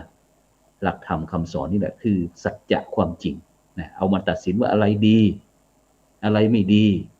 อะไรถูกอะไรผิดนะแต่ถ้าคนที่เขามีคิดเรื่องนั้นก็คิดก็ไม่เป็นไรนะซึ่งเขาก็จะได้รับผลกระทบตามความเป็นจริงนั่นแหละถ้าเขาอยากสุขอย่างเราก็ต้องปฏิบัติกับเราถ้าเขาไม่อยากจะสุขเหมือนกับเราก็ปล่อยเขาไปนะฉะนั้นปอดเป็นอวัยวะสำคัญนะฉะนั้นเราก็จะต้องอาจจะอยู่ที่อย่างที่เราอยู่ที่เชียงใหม่นะก็มีแต่ป่าเขาลำเนาไพรก็อากาศสดชื่นสบายถ่ายเทนะแต่บางพื้นที่อย่างสีแดงเข้มงวดอะไรต่างๆเหล่านี้นะก็เป็นห่วงเหมือนกันนะฉะนั้นเราก็ต้องความจริงให้ไปกับตัวบริเวณบ้านนะก็กับเหมือนกับเอาไปกักบริเวณพื้นที่นะยิ่งทำให้เชื้อโรคมีความเจริญนะกัดแพร่กระจายได้มากยิ่งขึ้นนะเพราะอะไรเพราะแม้แต่เด็กทั้งขวบ2 ขวบก็ไม่เว้นฉะนั้นโรคนี้สมและที่เขาตาหน้าบอกว่าเป็นโรคอุบาทแล้วก็โควิดสอนให้เรารู้ว่าอย่าสูบบุหรี่นะอย่าเสพยาเสพติดนะเพราะอะไรก็ปอดเรานี่แหละปอดเรานี่แหละที่มันจะไปกั่นกรองอะไรต่างๆเหมือนกับปั๊มเหมือนกับกรองอากาศเหมือนกับเครื่องตัดหญ้าบ้างเครื่องรถบ้างอะไรต่างๆก็จะต้องมาทำความสะอาดที่กรองตรงนี้ก็หมายถึงที่ปอดนะแล้วก็โควิดสอนให้รู้ว่าให้รักษาสิ่งแวดล้อมให้รักษาสิ่งแวดล้อมนะสิ่งแวดล้อมอย่าพูดแต่ว่าในบ้านนะสิ่งแวดล้อมอะไรก็ช่างที่อยู่ในโลกผืนนี้แม้กระทั่งคนแม้กระทั่งสัตว์แม้กระทั่งยุงแม้กระทั่งสิ่งมีชีวิตต่างๆก็เป็นสิ่งแวดล้อมของเราทั้งสิ้นนะเพราะทุกสิ่งทุกอย่างต้องพึ่งพาอาศัยกันมันเป็นวงจรเป็นลูกโซ่นะมันจะต้องหมุนเวียนกันนะได้รับผลกระทบเช่นเดียวกันฉะนั้นรักษาสิ่งแวดล้อมนะสิ่งรอบตัวเรานี่แหละนะที่ลืมตาขึ้นมาก็เห็นละรู้ละนะถ้าโลกสกปรกสิ่งแวดล้อมสกปรกเชื้อโรคก็จะรุนแรงขึ้นแล้วก็รุนแรงขึ้นนะไม่มีวันที่จะลงนะมนุษย์เราก็อยู่ไม่ได้นะมวยมรณานะบางท่านบางคนอยู่ในท้องคุณแม่เพียง7 เดือน6 เดือน7 เดือนโดยเฉพาะผู้ที่ตั้งครรภ์นะเดี๋ยวนี้ต้องกำชับเป็นพิเศษนะที่กระทรวงสาธารณสุขนะได้เก็บข้อมูลอะไรต่างๆนะฉะนั้นก็เราจะต้องดูแลสิ่งแวดล้อมก็คือแม้กระทั่งคนรอบข้างเราด้วยนะไม่ใช่ว่าจะเป็นคุณพ่อคุณแม่คุณปู่คุณย่าคุณตาคุณยายนะเพราะว่าทุกคนนะมีสิทธิ์ไม่มีข้อยกเว้นแม้กระทั่งพระสงฆ์องค์เจ้าฟ้ามหากษัตริย์ผู้ที่เป็นรัฐมนตรีรัฐมนโทรัฐมนเอกต่างๆไม่มีสิทธิ์ยกเว้นนะเพราะโลกนี้ไม่เคยปราณีใครแล้วก็โควิดสอนให้มนุษย์เราเนี่ยชอบอยู่ด้วยกันมนุษย์ นะชอบอยู่ด้วยกันเวลามนุษย์ชอบอยู่ด้วยกันใกล้ชิดกันชอบสัมผัสกันทางกายนะโควิดสอนว่าการทำเช่นเนี้ยที่เราใช้ปัจจุบันนี่นะอันตรายนะจะบอกให้นะถ้าบุคคลใดฝ่ายใดฝ่ายหนึ่งเป็นคนไม่สะอาดนะเมื่อก่อนนี้ถ้าชาวต่างประเทศเขาก็จะจับมือกันนะจับมือกันเอาไหล่มาโอบกันนะแล้วก็บางครั้งก็อาจจะแก้มซ้ายบ้างแก้มขวาบ้างแต่คนไทยเราก็ยกมือไหว้อาจจะตบไหล่บ้างจับมือบ้างตอนนี้ไปไม่ได้ละนะเพราะว่าถ้าฝ่ายใดฝ่ายหนึ่งเป็นคนไม่สะอาดเชื้อโรคตรงนั้นมันจะติดตามเรามาแล้วก็โควิดดึงสิ่งสำคัญออกจากชีวิตมนุษย์นั่นก็คือการอยู่ด้วยกันอย่างไม่มีระเบียบและการกินอยู่หลับนอนกันอย่างมั่วสุมอย่างที่ทางรัฐบาลเขาได้ประกาศโคฟิลบอกว่าเวลานั้นเวลานี้นะแต่ก็ยังมีผู้รู้หรือว่าแกล้งไม่รู้ แล้วอย่างไรก็ตามนะก็ยังฝืนนะพากันอาจจะเป็นไปฉลองวันเกิดไปฉลองอย่างนั้นไปฉลองอย่างนี้วันสำคัญอย่างนั้นวันสำคัญอย่างนี้ต่างๆนะนี่ก็เป็นเสี่ยงนะเพราะว่าเขาต้องให้รักษาระยะห่างไม่ไปมั่วสุมหรือว่าอยู่ร่วมกันเกิน5 คนอะไรต่างๆเหล่านี้นะอย่างที่การที่บรรดาวาสุกวาสิกาที่มาวัดในช่วงเทศกาลเข้าพรรษานี่ก็ตามนะอย่างที่วัดพระสิงห์วรมหาวิหารนี่ก็มีการรักษาระยะห่างมีจุดคัดกรองคัดวัดอุณหภูมิการใช้เจลนะหรือว่าแอลกอฮอล์อะไรต่างๆทำความสะอาดให้เรียบร้อยแล้วก็ปิดด้วยแมสแมสนี่ก็ต้องเปลี่ยนนะไม่ใช่ว่าใช้จนอันหนึ่งใช้ให้เดือนหนึ่ง ไม่ใช่นะฉะนั้นเราก็ต้องดูด้วยนะเพราะว่าสิ่งแปลกปลอมก็คือเชื้อโรคนั่นแหละที่จะเข้าไปแล้วก็โควิด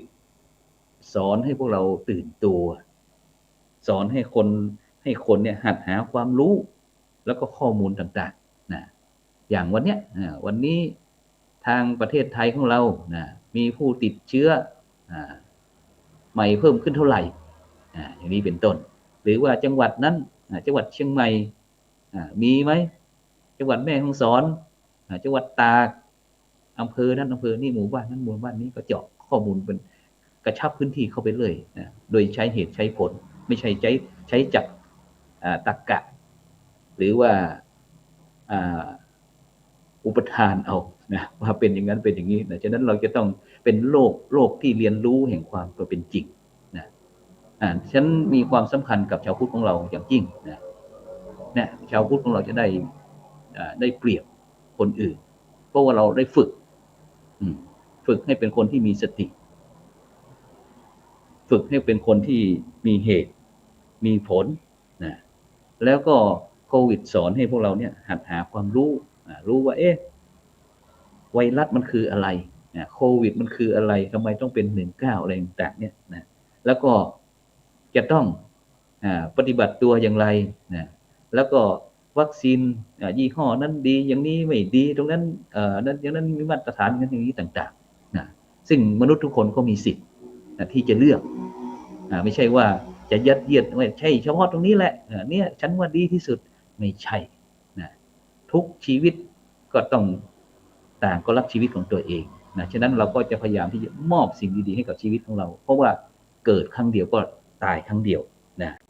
แล้วก็โควิดสอนว่าถ้าอยากชนะต้องกล้าเสี่ยงหลายท่านหลายคนก็อาจจะมีข้อมูลเยอะนะเช้ามาก็เปิดไลน์ดูแล้วนะบอกว่าอย่างนั้นอย่างนี้คนนั้นคนนี้เป็นหมอบ้างเป็นพยาบาลบ้าง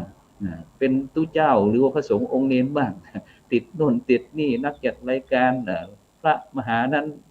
สามเณรนั้นสามเณรที่ติดโควิดอะไรต่างๆนี่นะเมื่อเรามีข้อมูลแล้วเนี่ยอย่างที่ภาครัฐได้ประชาสัมพันธ์เชิญชวนพวกเราบอกว่าจะต้องทุกคนจะต้องรับวัคซีนนะเพราะว่าวัคซีนเนี่ยบรรดาท่านผู้ฟังทุกท่านนะซึ่ง มันเป็นวิวัฒนาการเทคโนโลยีต่างๆนะที่ได้มีการกลั่นกรองโดยเหตุโดยผลโดยทางเทคโนโลยีต่างๆนะบอกว่าสามารถที่จะเอาเชื้อนั้นอยู่เอาเชื้อนี้อยู่นะซึ่งก็เป็นผู้ที่ชำนาญการด้านวิจัยอะไรต่างๆเหล่านี้นะก็ฉะนั้นพวกเราก็จะต้องนะเมื่ออยู่ในยุครุ่นใหม่นะข่าวลือก็บอกว่าถ้าเราไปรับวัคซีนแล้วต่อไปชีวิตเราก็ต้องฉีดตลอดถ้าไม่ฉีดก็ต้องไปเนี่ยอย่างนี้เป็นต้นฉะนั้นก็การสร้างภูมิคุ้มกันนะการออกกำลังกายอะไรต่างๆเนี่ยทั้งกำลังภายนอกแล้วก็กำลังภายในด้วยถ้ากำลังภายนอกนี่เราก็อาจจะเล่นกีฬาอะไรต่างๆตามวัยให้เหมาะสมแต่กำลังภายในก็คือเรื่องจิตเราก็ต้องมาบริหารจิตโดยเฉพาะการเจริญจิตตภาวนาที่ครูบาอาจารย์ต่างๆหลวงพ่อนั้นหลวงพ่อนี้ได้มอบให้ไปฝึกนะกำหนดลมหายใจเข้าออกนะสำรวมกายวาจาให้เรียบร้อยแล้วก็นั่งนิ่งๆถ้าเราไม่รู้จะกำหนดอย่างไรเราก็นับก็ได้1 2 3นับไปเรื่อยนะนับไปเรื่อยมันจะได้เท่าไหร่ขอให้เรานับตามความเป็นจริงจาก1ก็เป็น2จาก2ก็เป็น3หรือว่าถ้าเรานับ3ไป10นี่สติเรามาอยู่กับตัวแล้วฉะนั้นมันก็เป็นการฝึกสติด้วยนะหรือว่าการเดินทางซ้ายแล้วก็ขาซ้ายออกไปขวาแล้วก็ขวาไม่ใช่เราเดินขวาแต่เราบอกว่าซ้ายเราเดินซ้ายเราบอกว่าขวาเราหายใจเข้าเราก็บอกว่าหายใจเราออกเราหายใจออกก็บอกว่าหลอกเราบอกว่าหายใจเข้าตรงนี้ถือว่าไม่ปกตินะแล้วก็โควิดแยกคนที่มีสมองเนี่ยออกจากคนที่มีแต่อารมณ์ซึ่งในปัจจุบันเนี่ยนะคนที่มีสมองเนี่ยบรรดาท่านผู้ฟังทั้งหลายนะเราจะเห็นว่าเขาจะมีการดำเนินชีวิตด้วยเหตุด้วยผลนะเขาจะไม่ดื้อด้านหรือว่าไม่ใช้อารมณ์นะแต่เขาใช้เหตุผลสติมาใช้สติมาปัญญาเกิด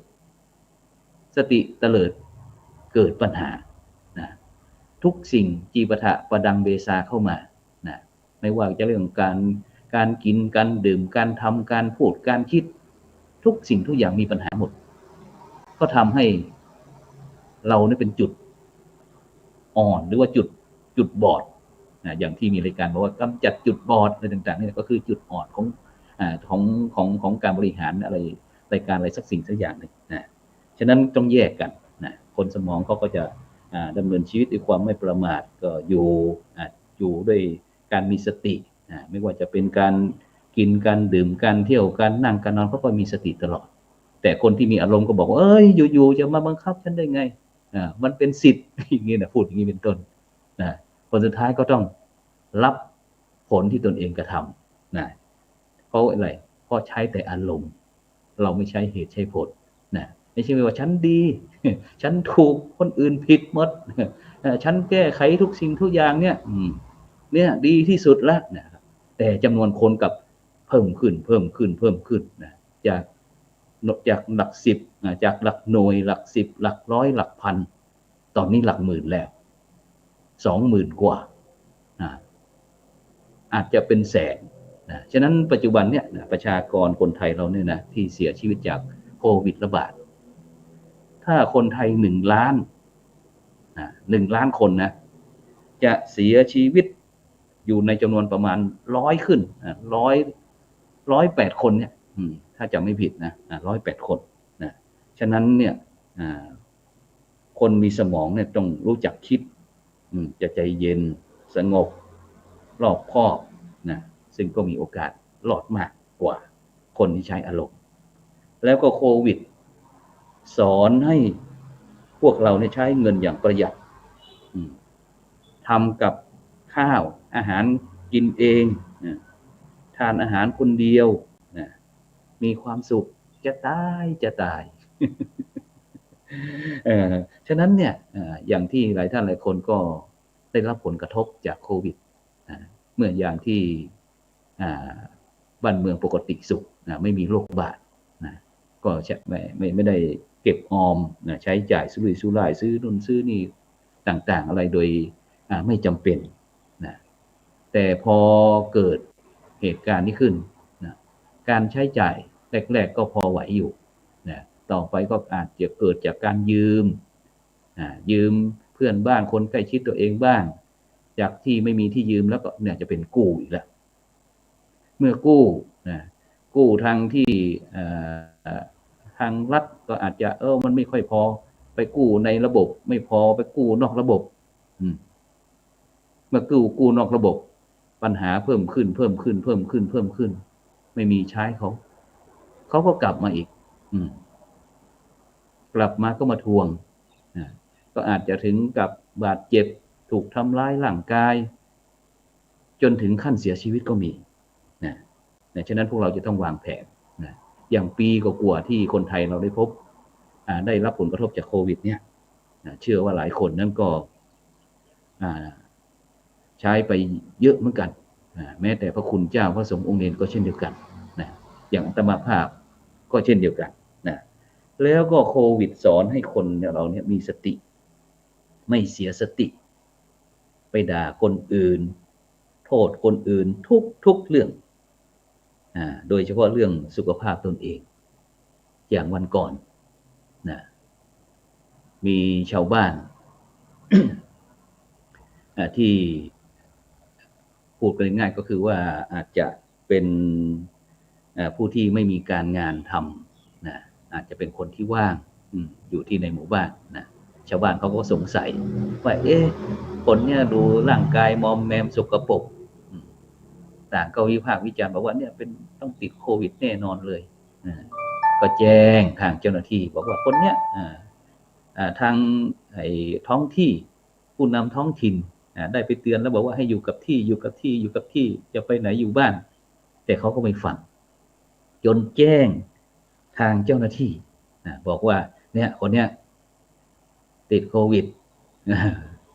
วิพากษ์ไปก่อนเจ้าหน้าที่มาก็บอกว่าเจรจาบอกว่าอย่าออกไปไหนนะคนนี้ก็ไม่ฟังก็ต้องใช้เครื่องอุปกรณ์ตัวช่วยเป็นเหล็กบ้างเป็นเหล็กง่ามบ้าง ก็สเปรย์เฮละได้รับผลกระทบไปอาจจะนิดหน่อยก็จนขึ้นโรงพักคือสถานีตำรวจก็จนตกลงกันว่าอย่าไปไหนนะเดี๋ยวจะส่งข้าวส่งน้ำให้อย่างนี้เป็นต้นฉะนั้นบรรดาท่านผู้ฟังทั้งหลายการที่เราจะอยู่ในยุค New Normal ยุคโลกาภิวัตน์ยุค 5G เราก็ต้องมีสติก็คือความระลึกได้สัมปชัญญะก็คือรู้ตัวออกบอกตัวได้ว่าเราเป็นใครมาจากไหนทำอะไรแล้วก็ชีวิตที่เรามีอยู่เนี่ยเราจะทำอย่างไรให้คน